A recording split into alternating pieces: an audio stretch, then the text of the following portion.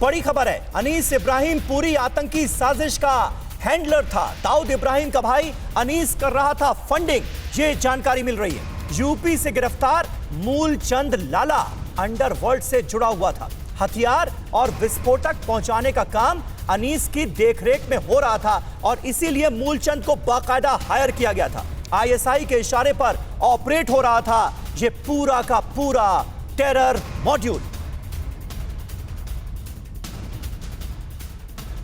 और दाऊद और आईएसआई का ये कैसा कनेक्शन है, ये जानना बेहद जरूरी है, क्योंकि आप देखिए अरसे बाद वो डी कंपनी, वो दाऊद इब्राहिम जिसकी कमर तोड़कर रख दी गई मुंबई के अंदर, जिसके गैंग को खत्म कर दिया गया, नेस्तनाबूद कर दिया गया, वो एक बार फिर सिर उठाता नजर आ रहा है। ये नई जानकारी है। भारत में आतंक फैलाने के लिए आईएसआई और दाऊद ने हाथ मिलाया। आईएसआई की हिफाजत में ही तो पाकिस्तान में रह रहा है दाऊद, ये तो दुनिया जानती है। युवकों को ट्रेनिंग देने के लिए पाकिस्तान बुलाया गया बाकायदा खतरनाक मंसूबों के साथ, और ओसामा, इलियास और जीशान कमर पाकिस्तान गए थे। ये दो आतंकी जो हैं ये बाकायदा पाकिस्तान में ट्रेनिंग लेकर आए। ओसामा और जीशान आतंकी ट्रेनिंग लेकर भारत आए, भारत पहुंच भी गए थे, लेकिन यहां पर दबोचे गए।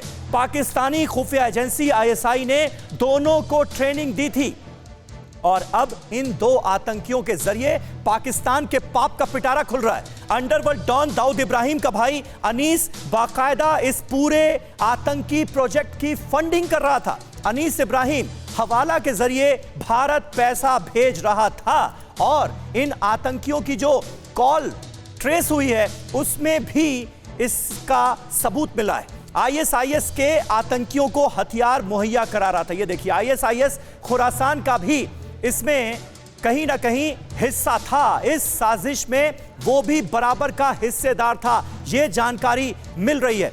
जितेंद्र शर्मा हमारे साथ मौजूद हैं। जितेंद्र, यानी सारे आतंकी संगठन जो हैं वो मिल चुके हैं और हिंदुस्तान के खिलाफ साजिशें रची जा रही हैं। इसका इनपुट तो बहुत पहले मिल गया था, लेकिन इतनी जल्दी ये आतंकी साजिश हमारे सामने आ जाएगी, शायद ये किसी को अंदाजा नहीं था।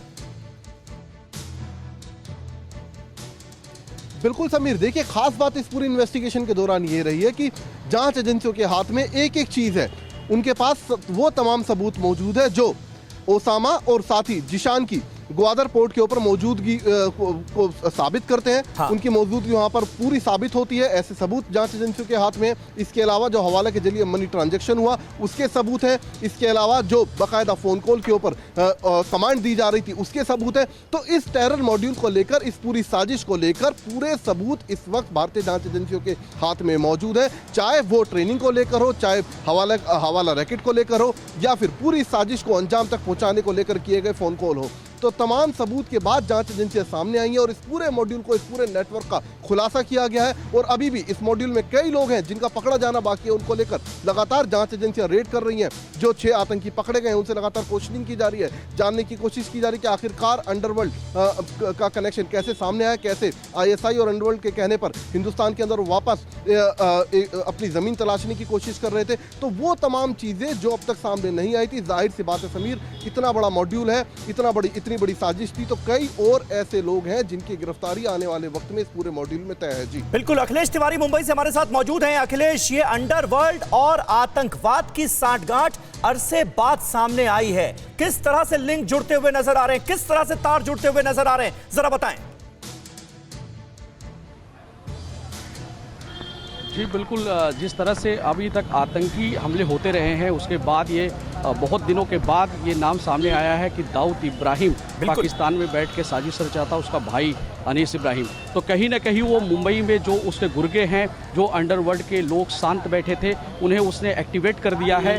और ये कारण हो सकता है कि जो आतंकी यहाँ जान मोहम्मद पकड़ा गया है, जान मोहम्मद के थ्रू ही ये सारी एक्टिवेशन शुरू थी और जान मोहम्मद कई दिनों से उनके कांटेक्ट में था, ये बात साबित होती है। और यही बात है कि जान मोहम्मद मुंबई से उनके हाथ में था और वही लाला के जरिए आतंकी साजिश रचने के लिए ये सारी गतिविधियां कर रहा था। और यहाँ पर धारावी इलाके में जिस तरह से वो पैसे पाने के लिए बेताब दिखा कि उसके खाते में पैसा नहीं आया और वो पुलिस स्टेशन जाके एनसी करवाना चाह रहा था, वो पैसे कहाँ से आने वाले थे, बिल्कुल ये एक पुलिस इसकी जाँच करेगी। अड़ी सोमवार से शुक्रवार शाम 6 बजे सिर्फ TV9 भारतवर्ष पर।